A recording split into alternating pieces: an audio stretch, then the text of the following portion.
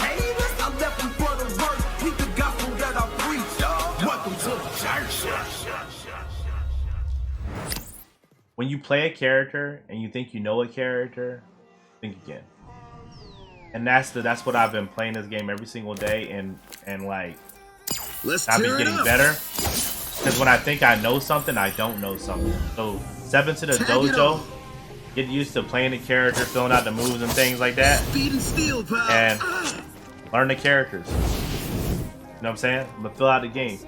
Do you think this is gonna be esports ready? Listen, I think this game is gonna be a magnificent esports game. It's gonna be exciting. What's gonna make it exciting is when you play this game, and I know I can speak for himself. I'm gonna let I speak for himself, but my heart is pumping. I'm excited. When I get a kill, when I hear the crowd yell or cheer, it gets my adrenaline pumping.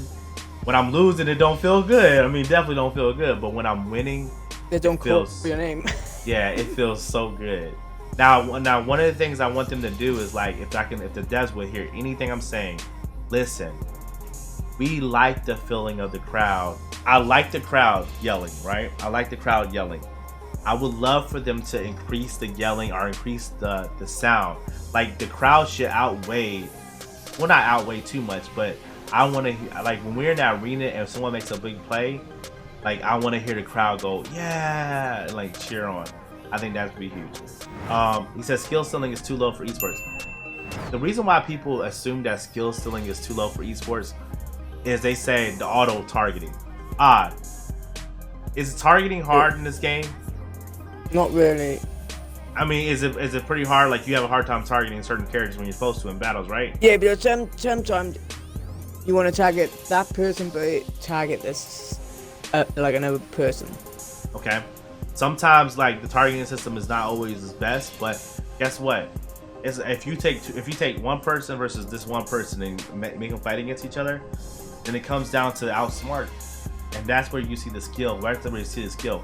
I think people that say it's not esports ready because you're probably used to seeing like other games, like maybe like shooters and things like that, and you're like, well, you know, it's not esports. Yeah, it's not esports because like there's no aim involved. There's no. It's like, bro, no one made that rule. That's a rule that you technically made up that says that qualifies as esports.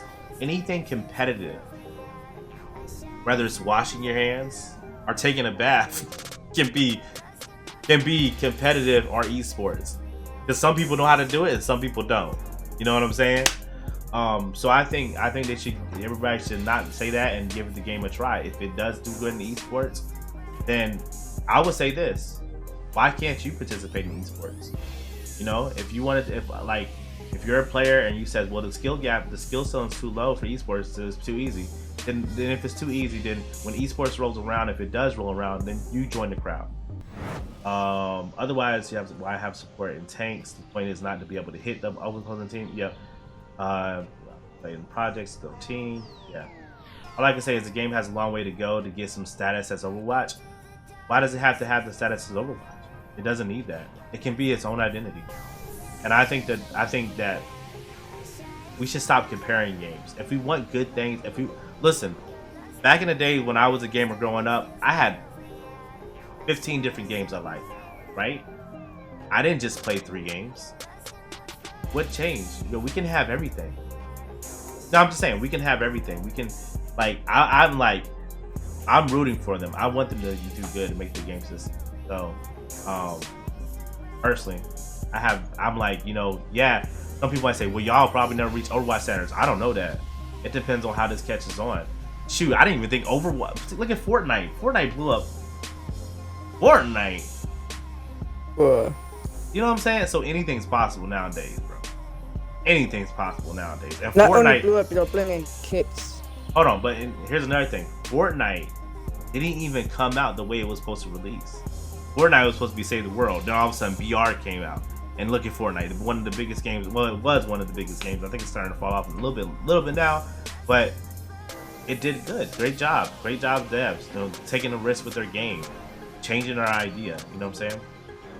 He says, yeah, but Mario Kart is fun, but taking it to esports is just too funny. I don't know how to say that. Yeah, but Fortnite has a big skill gap. Shotty, I mean, like, you must be really good at this game or something, bro. You must can beat everybody in this game. I don't know. If you can beat everybody in this game, let me know. Let me know. Let me know.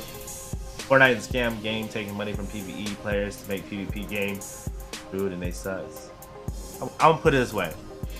Does this game have flavor? It does. My axe is ready to sing. Does it have cool characters? It does. Does the characters have great personalities? It does. Is it competitive? Yes, it does. It is. Another thing I do like about this game, every character plays different. The fact that you play Nidhogger, he's dressed as a rock star. His moves are a power slide, where he slides across the floor. He bangs his guitar like he's a rock star on people's heads when he gets mad. And then he spits fire breath out of his mouth. And then when he gets mad, he can throw his guitar. And then the ultimate ability is him doing a solo. Ride the lightning. My axe is ready to sing. All them haters, I left them for